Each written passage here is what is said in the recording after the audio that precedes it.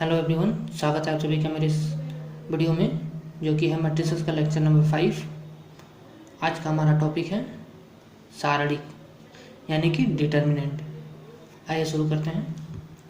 हालांकि डिटर्मिनेंट जो है क्लास 12 मैथमेटिक्स के सिलेबस में एक अलग चैप्टर है, लेकिन डिटर्मिनेंट के कुछ टॉपिक्स जो हैं हमें मैट्रिसेस में डिस्कस करते हैं, क्योंकि डिटर्मिनेंट के कुछ टॉपिक्स की मदद से हम मैट्रिक्स के कुछ क्वेश्चंस को सॉल्व करते हैं। तो मैट्रिक्स के बारे में थोड़ी सी जानकारी हमें इस चैप्टर में होनी चाहिए। तो आइए शुरू करते हैं आज का वीडियो। देखिए, डिटर्मिनेंट यानी कि सारणिक क्या होता है। सारणिक जो है सदैव वर्ग आव्यूह होता है।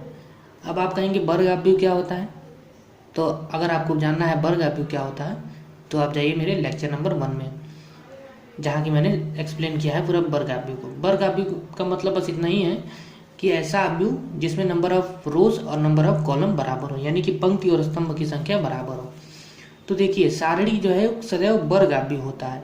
तो ये क्या है, ये 2 × 2 का मैट्रिक्स है, यानी और ये एक वर्ग आव्यूह क्यों, क्योंकि पंक्ति और स्तंभ बराबर है। तो देखिए, ये आव्यूह को प्रेजेंट करने का तरीका है। लेकिन जब हम बात करेंगे सारणिक की, तो सारणिक को लिखा जाता है मोड के अंदर 2 2 1 3। अगर हम नंबर ऑफ रो और नंबर ऑफ कॉलम बराबर करके उनको मोड के अंदर लिख दें तो हम उन्हें सारणिक कहते हैं। और यदि तत्वों को पंक्ति और स्तंभ में लिखें मैट्रिक्स यानी कि स्क्वायर ब्रैकेट के अंदर, तो उन्हें हम मैट्रिक्स कहते हैं। ये मैट्रिक्स है और ये सारणिक है। और देखिए, सारणिक में एक चीज़ कॉमन होती है, उसमें जो नंबर ऑफ रोज और नंबर ऑफ कॉलम दोनों ही बराबर ही होंगे। ये एक कंडीशन है कि इसीलिए यहाँ लिखा हुआ है कि सारणिक जो है सदैव वर्ग आव्यूह होता है, यानी कि वर्ग आव्यूह ही सारणिक कहलाएगा। अन्य आव्यूह कोई भी हो जिसमें पंक्ति और कॉलम बराबर ना हो, वो सारणिक नहीं होते हैं। ठीक है, तो ये हमेशा सारणिक जो है वो एक वर्ग आव्यूह होता है। और सारणिक को ऐसे रिप्रेजेंट करते हैं मोड के अंदर number of column, number of रोज। अब देखिए, हर एक सारणिक की जो है कुछ वैल्यू होती है जिसे हम मोड से प्रदर्शित करते हैं। जैसे ये एक सारणिक है ए, तो इसकी वैल्यू क्या होगी, तो इसकी वैल्यू निकालने के लिए हम ए को लिखते हैं मोड में, मोड ऑफ ए। इसका मतलब है डिटर्मिनेंट ऑफ ए, मतलब कि डिटर्मिनेंट ए के सारणिक की वैल्यू क्या है। तो देखिए, जब भी 2 × 2 का मैट्रिक्स होगा तो जो उसका डिटर्मिनेंट का वैल्यू है, यानी कि मोड ए का जो वैल्यू है वो तिर्यक गुणन से निकलता है। अब तिर्यक गुणन का मतलब कि 2 का 3 में करिए, 2 3 6, और माइनस 1 का 2 में करिए 2, तो आंसर हो जाएगा 4। यानी कि ये जो मैट्रिक्स डिटर्मिनेंट है 2 × 2 का, इसके डिटर्मिनेंट की वैल्यू कितनी है, तो वो 4 है। अब आप हमेशा याद रखिए कि 2 × 2 सारणिक का वैल्यू जो है वो सदैव तिर्यक गुणन से निकलता है। तिरछा गुणा करेंगे, मतलब कि 2 का 3 में करेंगे और फिर माइनस लिख देंगे 1 का 2 में। अब उसी तरह मान लीजिए कोई और डिटर्मिनेंट होता है 2 -2 और 2 4। तो अगर हम कहें ये मान लीजिए बी डिटर्मिनेंट है, कहें डिटर्मिनेंट बी की वैल्यू निकाली, तो आप लिखेंगे मोड बी इक्वल टू 2 का इस 4 में करेंगे 8 और फिर माइनस लगाएंगे। अब फिर इस 2 का 2 में करेंगे, तो अब 2 का -2 में तो -4 हो जाएगा। अब ये माइनस बाहर आके प्लस हो जाएगा, यानी कि डिटर्मिनेंट बी की वैल्यू होगी 12। तो इसी को डिटर्मिनेंट कहते हैं। अब देखिए, जब मान लीजिए जब कोई डिटर्मिनेंट दिया हो 3 × 3 का, डिटर्मिनेंट को मॉड के अंदर प्रदर्शित करते हैं 1 2 3 4 5 6 7 8 9। अब कोई डिटर्मिनेंट दिया हो 3 × 3 का, तो उसका डिटर्मिनेंट की वैल्यू कैसे निकालेंगे। तो देखिए, जब हम डिटर्मिनेंट के अंदर एलिमेंट्स को लिखते हैं तो उस एलिमेंट्स का एक पोजीशन होता है, ये तो आपको पता है मैट्रिक्स में ही।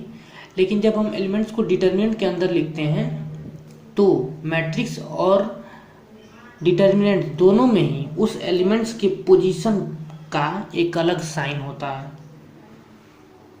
चाहे वो मैट्रिक्स हो या डिटर्मिनेंट, दोनों में एलिमेंट्स का पोजीशन का साइन होता है। ये कैसे, तो plus minus plus minus plus minus plus minus plus. ये देखिए यहाँ जो एलिमेंट होगा A11 उसका साइन होता है प्लस, यहाँ जो होता है उसका साइन होता है माइनस, यहाँ होता है प्लस, फिर होता है यहाँ जो होता है उसका माइनस होता है, यहाँ प्लस होता है, यहाँ माइनस होता है। मतलब क्या है कि ये जो डिटर्मिनेंट है और मैट्रिक्स के अंदर जो एलिमेंट्स हैं उनकी एक साइन होती है जिसको हम लिखते हैं plus minus plus minus plus minus plus minus plus. ये शॉर्ट ट्रिक होता है लिखने का। तो ये हमारा अगला टॉपिक है उपसारणिक। तो देखिए उपसारणिक क्या होता है, किसी सारणिक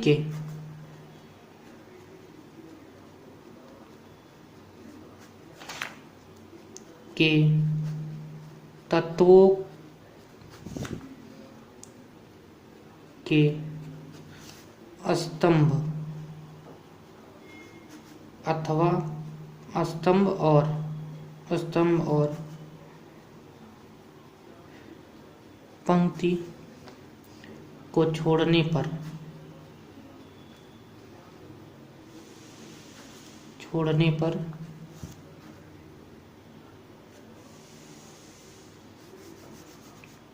प्राप्त तत्व अथवा तत्व सारणिक को उपसारणिक कहते हैं।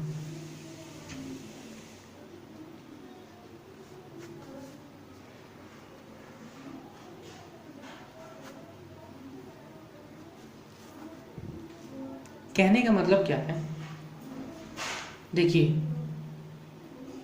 किसी सारणिक, जैसे एग्जांपल ले लीजिए,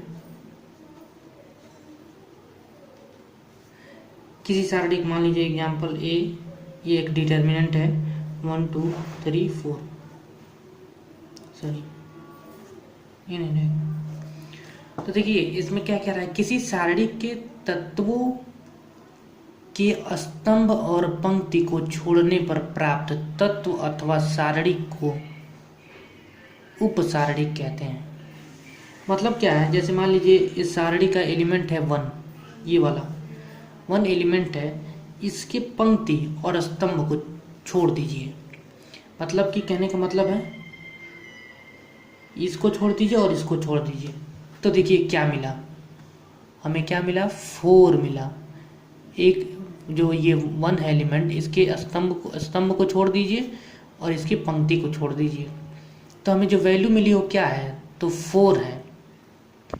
तो वो 4 क्या है, वो उस तत्व का यानी कि तत्व 1 का उपसारणिक है। तो 4 क्या है, तत्व 1 का उपसारणिक, तत्व 1 का उपसारणिक क्या है, 4 है।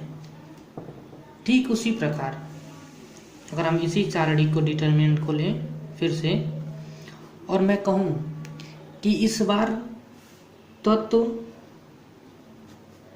2 का उपसारणिक की वैल्यू क्या होगी आप बताइए। तो आप क्या करेंगे, इस बार 2 के स्तंभ को और पंक्ति को छोड़ देंगे। सिंपली क्या करना है आपको, 2 के पंक्ति को, जो पंक्ति है उसको छुपा लीजिए और उसके स्तंभ को भी छुपा लीजिए, यानी कि इसको भी। तो देखिए क्या वैल्यू दिख रहा है आपको, 2 के पंक्ति और उसके स्तंभ को छुपा लीजिए तो आपको क्या वैल्यू मिल रहा है, 3।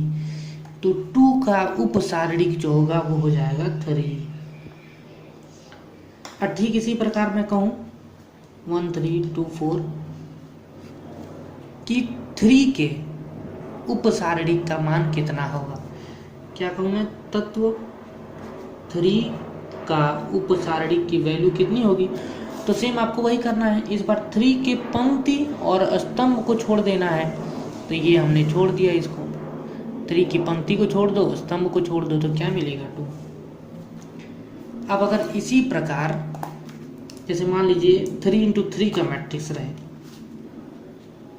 एग्जाम्पल अगर इसी प्रकार 3 × 3 का मैट्रिक्स रहे A 1 2 3 4 5 6 7 8 9,